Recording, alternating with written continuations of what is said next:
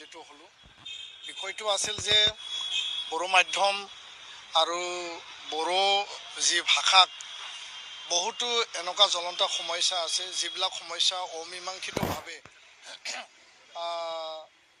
ৰৈ আছে আৰু এইবিলাক সমস্যা মীমাংসা নোহোৱাৰ বাবে আজি বড়ো মাধ্যম বড়ো ভাষা বিভিন্ন স্তৰত বিভিন্ন সমস্যাৰ সন্মুখীন হ'ব লগা হৈছে। তো তাৰ কাৰণে আমি যোৱা 8 তাৰিখে আমি প্ৰতিবাদী ধৰ্ণা কাৰ্যসূচী আমি ৰাখিছিলোঁ 3 ঘণ্টীয়া। আৰু ইয়াৰ পৰিপ্ৰেক্ষিতত শিক্ষামন্ত্ৰী ডাঙৰীয়াই আজি 17 জানুৱাৰীত আলোচনালৈ আমাক নিমন্ত্ৰণ জনাইছিল। আৰু এই যি আলোচনা আছে ইয়াত মূল বিষয়কেইটা আছিল যে অসম জুডিচিয়েল সেৱা এই পৰীক্ষাত গ্ৰেড 3 বড়ো তাত অন্তৰ্ভুক্ত কৰিব লাগে, যিহেতু বড়ো মাধ্যমৰ ছাত্ৰ ছাত্ৰী বা বড়ো ষ্টুডেণ্ট তাত তেওঁলোকে পৰীক্ষাৰ পৰা বঞ্চিত হৈছে। ছেকেণ্ড কথাটো আছিল যে CTET-ত বড়ো লেংগুৱেজ 1 এতিয়ালৈকে অন্তৰ্ভুক্ত হোৱা নাই।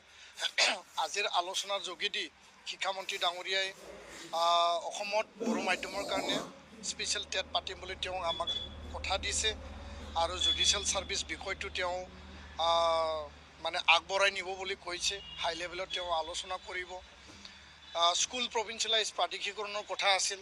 সেইদিনাখন কেবিনেটত অসম চৰকাৰে সিদ্ধান্ত লৈছে যে অসমত যিবিলাক 2006 2006 ইয়াৰ মানে আগত যিবিলাক স্কুল বহুত কেইটা কাৰণত যিবিলাক ৰৈ গ'ল সেইবিলাক প্ৰাদেশিকৰণৰ কাৰণে এটা কেবিনেট সাব কমিটি গঠন কৰা হৈছে।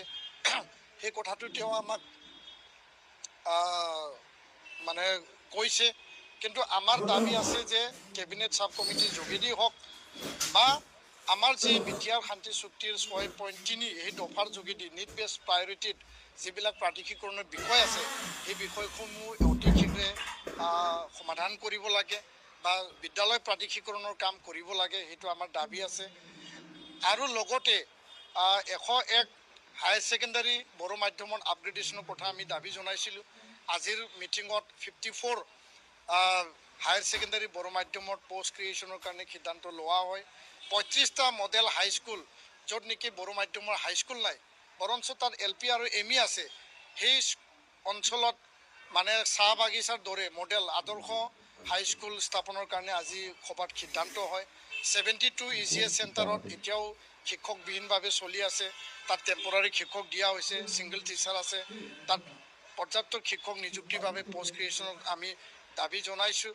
বড়োলেণ্ড বিশ্ববিদ্যালয় ওদালগুৰি কেম্পাছৰ কাৰণে আমাৰ দাবী আছিল, সেইটো আজি ৰাজ্য চৰকাৰে শিক্ষামন্ত্ৰী ডাঙৰীয়াই 5টা বিভাগ আৰু পোষ্ট ক্ৰিয়েশ্যন কৰি পেলাই আগন্তুক বাজেটত ইয়াৰ কাম আৰম্ভ কৰিম বুলি কৈছে।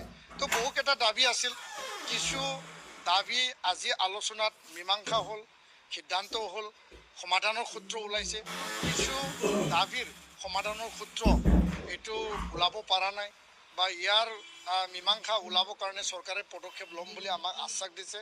আজিৰ আলোচনা ইয়াত কিছু পজিটিভ আছে আৰু কিছু আৰু কৰণীয় আছে, আমি নেগেটিভ বুলি নকওঁ, কৰণীয় আছে আৰু কিছুমান সমাধানৰ সূত্ৰ আজি ওলাইছে।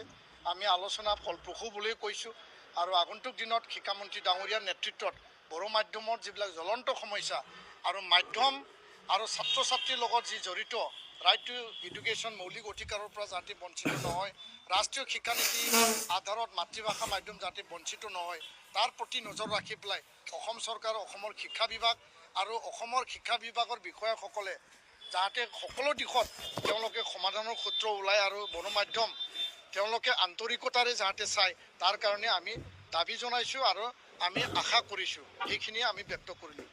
নাই, ভাল খবৰৰ ভিতৰত এইটোৱেই যে 101 আমাৰ যি হায়াৰ ছেকেণ্ডাৰী বড়ো মাধ্যম আপগ্ৰেডেশ্যনৰ কথা আছিল তাত 54ত পোষ্ট ক্ৰিয়েশ্যন আৰু এপইণ্টমেণ্টৰ কাৰণে সিদ্ধান্ত হ'ল। দ্বিতীয় কথাটো হ'ল 35টা মডেল হাইস্কুল আদৰ্শ বিদ্যালয় চাহ বাগানৰ দৰে বড়ো মাধ্যম আৰু স্কুল প্ৰভিঞ্চিয়েলাইজেশ্যনৰ ক্ষেত্ৰত কিছু বিষয় অমীমাংসিত হৈ আছে, সেইটো সমাধানৰ সূত্ৰ ওলাব লাগিব। বড়োলেণ্ড বিশ্ববিদ্যালয় ওদালগুৰি কেম্পাছৰ কাৰণে পোষ্ট ক্ৰিয়েশ্যন কৰা হ'ব, তাত নিযুক্তি দিয়া হ'ব। বড়োলেণ্ড বিশ্ববিদ্যালয় ওদালগুৰি কেম্পাছৰ কাৰণে পোষ্ট ক্ৰিয়েশ্যন কৰা হ'ব, তাত নিযুক্তি দিয়া হ'ব। সেইটো আমাৰ মানে ভাল এটা সিদ্ধান্ত হৈছে।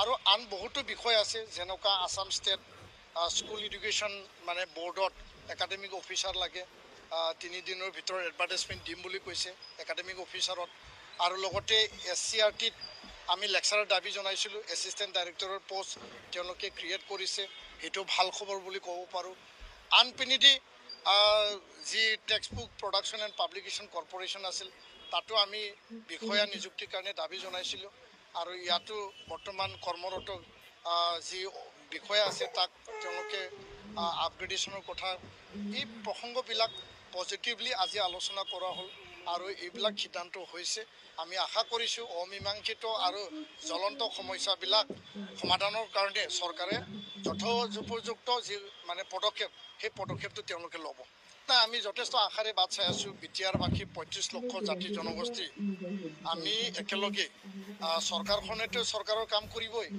আৰু বিটিআৰ চৰকাৰ অসম বিধানসভাৰ যি মানে বাজেট ছত্ৰ কোকৰাঝাৰত এদিনৰ কাৰণে এই বছৰ স্পেচিয়েলি তেওঁলোকে মানে লৈ গৈছে বা তেওঁলোকে সিদ্ধান্ত লৈছে মুখ্যমন্ত্ৰী ডাঙৰীয়াক আমি ধন্যবাদ জনাইছোঁ অধ্যক্ষ স্পীকাৰ ডাঙৰীয়া এছেম্বলিত তেওঁলোক ধন্যবাদ জনাইছোঁ বিটিআৰ প্ৰধান প্ৰমোদ বড়ো ডাঙৰীয়াকো ধন্যবাদ জনাইছোঁ এই বাজেটত বিটিআৰ কেন্দ্ৰিক কিছু আকাংক্ষা ৰেঙনি বাজিব সেইটোৱে আমি আশাবাদী আৰু আমি ৰৈ আছোঁ যে বিটিআৰত বাজেট অধিৱেশন মানে বিটিআৰ যিহেতু পিছ পৰি আছে যিহেতু 50টা বছৰ ইয়াত আন্দোলন বম বাৰুদ বিভিন্ন ঘাত প্ৰতিঘাত হিংসা এই পৰিৱেশটো গ'ল আৰু স্বাধীনতাৰ 75 বছৰতো বহুতো এতিয়া পিছ পৰি আছে এদিনতে সব কাম হৈ নাযায় 2020ৰ শান্তি চুক্তি হৈছে চুক্তি পিছত শান্তি আহিল আৰু উন্নয়নৰ কামো চলি আছে কিন্তু এদিনতে সব হৈ নাযায় তো চৰকাৰখনে এই বছৰ